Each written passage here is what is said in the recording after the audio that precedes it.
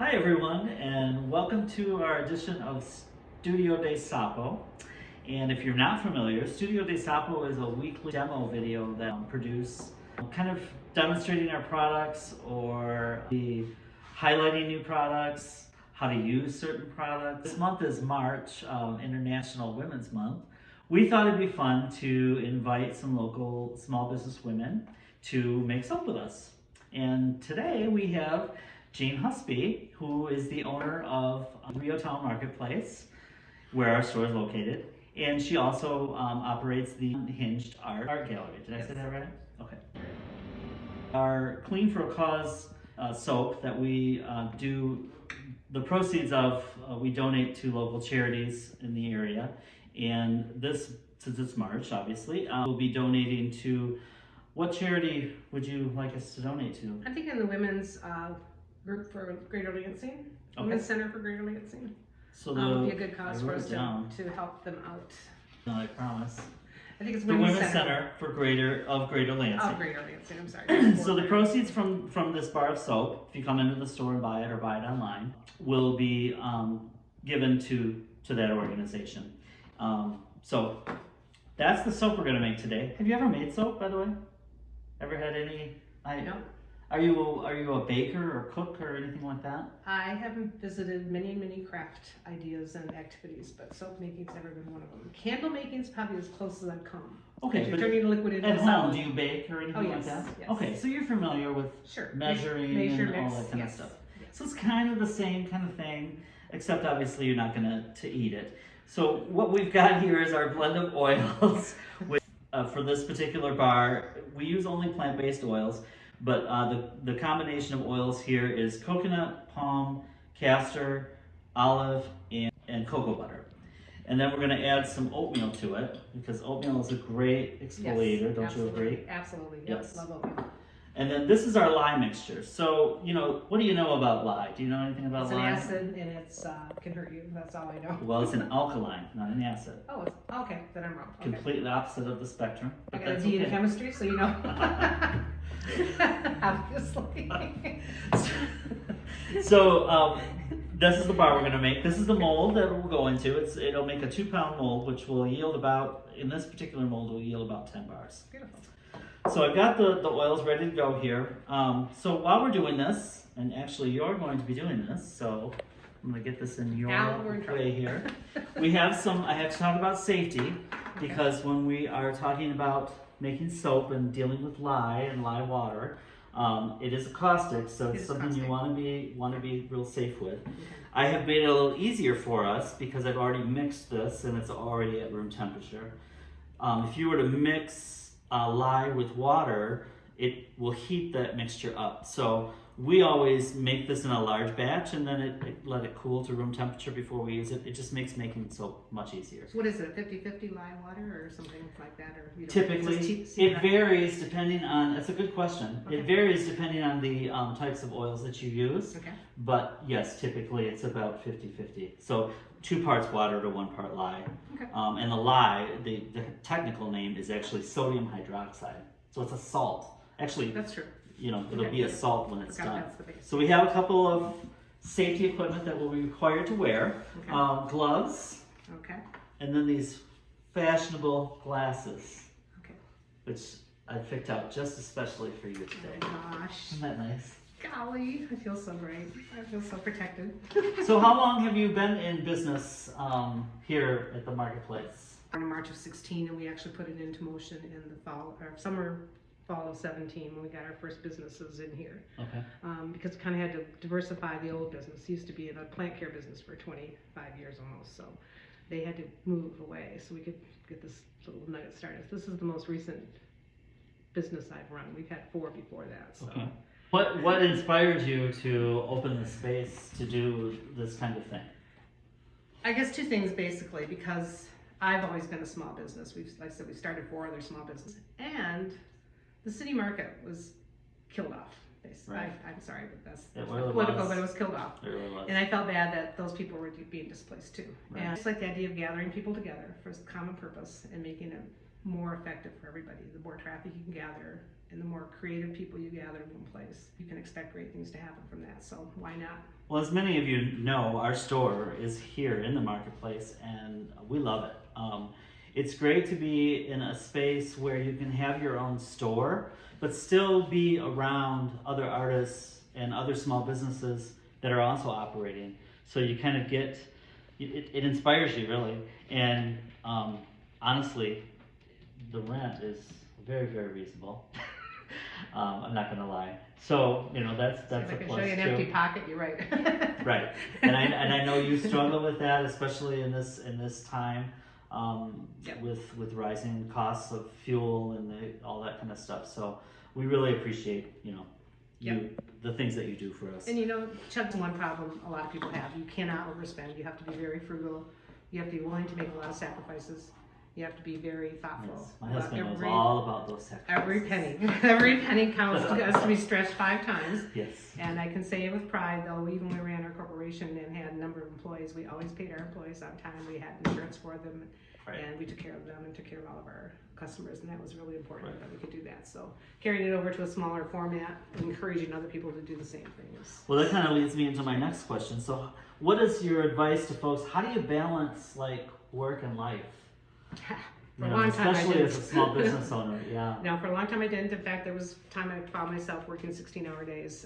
Most of it after that, that's never going to happen again. So, and before that, when I was in the corporate world too, I got in the corporate world, you're running the mill all the time. You're always working for others. Right. And so you have to, take a deep breath sometimes, look around you and say, is this worth it? Do I want to find something else for myself?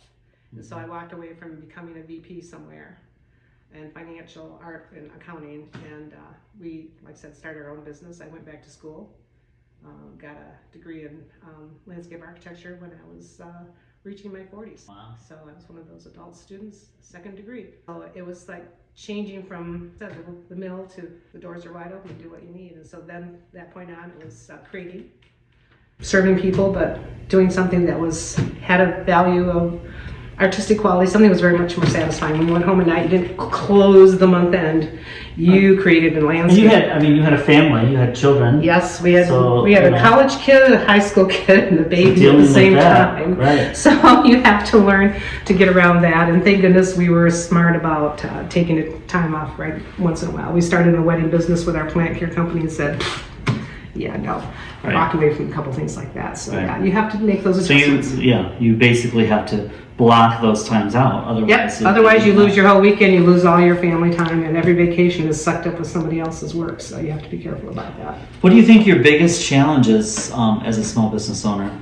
You kind of probably alluded to it a little bit. People and money. Yeah. You're not big enough to get some of the handouts that these big guys get. The tax write-offs, the tax abatements. Tax abatements are right. tough to get. So yeah, that bugs me because I used to be in a situation where I used to give tax abatements to people.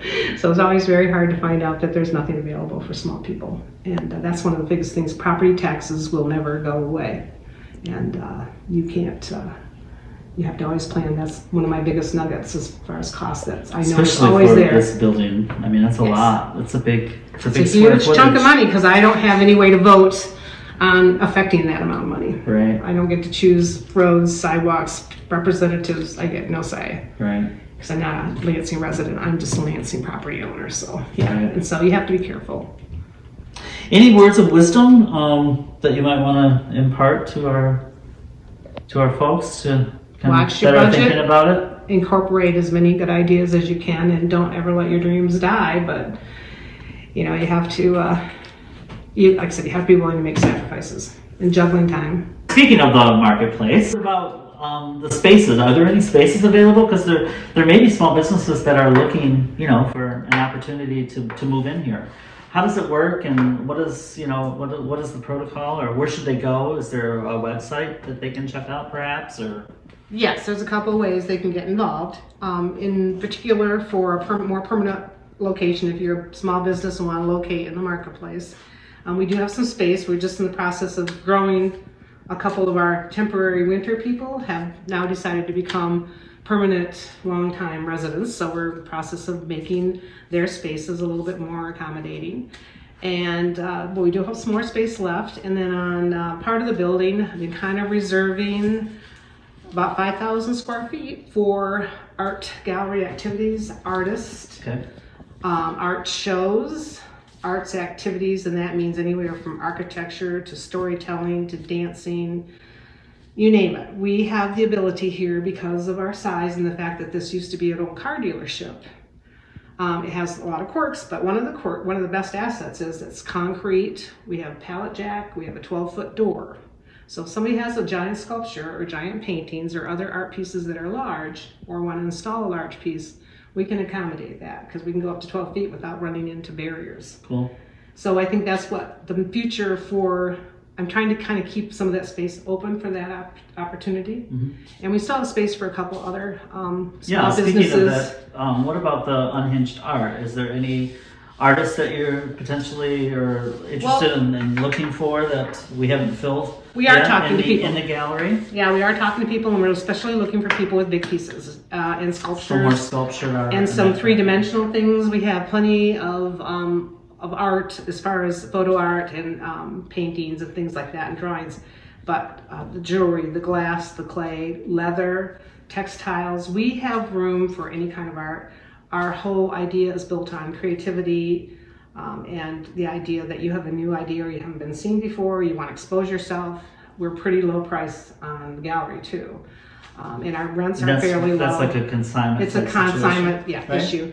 Yep, and we're always welcoming new people. Like I said, again, I have 12-foot tall ceilings in most of my locations, so I can put up really big pieces and we can really expose those people. What's the best way for folks to reach out? Is there a website or? Yep. For the building, it's Reotown Marketplace at gmail.com. They can just send an inquiry about building space. Unhinged Arts is un.hinged, ARTZ for arts at Gmail. Both of those are Gmail if I didn't say Gmail. We'll put it on the comments. And so they can apply to Unhinged Arts for the application. Yep. We have a review of that application and decide whether the art is suitable or not. We don't take any kind of thing that shows any kind of prejudice in a graphic or any kind of sense. Same thing with any program we're doing. And like I said, our focus here is, I kind of really want to do the display and activities related to all those. 'Cause here we can keep things really low price and show it out to a lot more people and have more people invite. I mean, it's got 14,000 square feet and 5,000 square feet of open space right now that's playable. So. And for an emerging artist, I think this is the perfect spot to kind of get your feet wet, so to speak, and be able to do that in a cost-effective way. And we are a community. Reotown is one of the older communities in Lansing. Northtown and us, kind of the south end of the downtown area, are the oldest parts of the city as far as retail and settlements of neighborhoods. And so we have that historic value. This building is from 1925, so to be able to maintain that value and to celebrate that. And this is kind of, I call this the maker's end of town. Yep. And there's a lot of craftspeople in the area. In fact, we invite diversity in the fact that everybody curates a good collection or has art value to what they're doing when they come in here, or they have a highly curated collection, so that we have that kind of diversity, but we still have that interest in.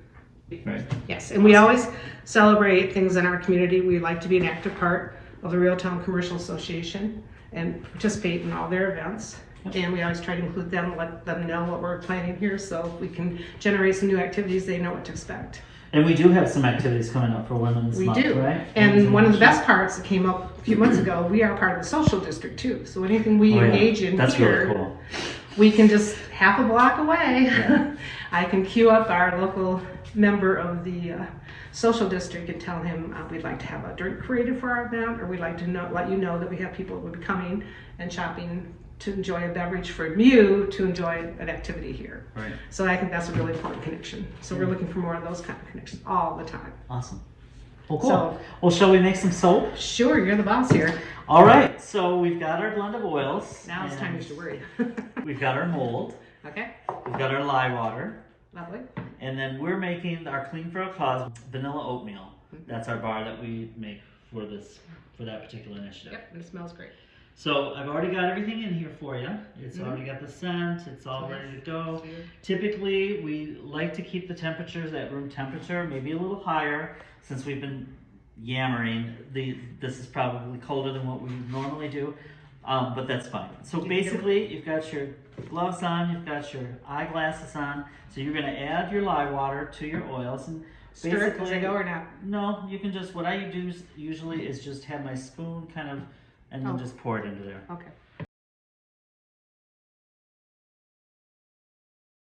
Throw a full teaspoon like that, or? Yeah, you can be generous. Okay, I didn't know. Some people like to level them off. I'm very heavy-handed. Too? Yep. Okay. Perfect. So have you ever used a stick blender before? No, that's where you're in danger. So this is the most amazing tool that soapers we would be lost without. It's an immersion blender. So if any of cooks out there are familiar with these, probably. Basically, you're just going to stick it in here, and you're going to just kind of plop it to get all the air bubbles out. And there's two buttons. One is high, or one is low, and two is turbo. We don't want turbo. We just want low. Good idea. And you're just going to mix this up. Okay, so make mashed potatoes. Comfortable. Not quite mashed potatoes. You're basically looking for like a light pudding kind of texture. Okay, so tie it up.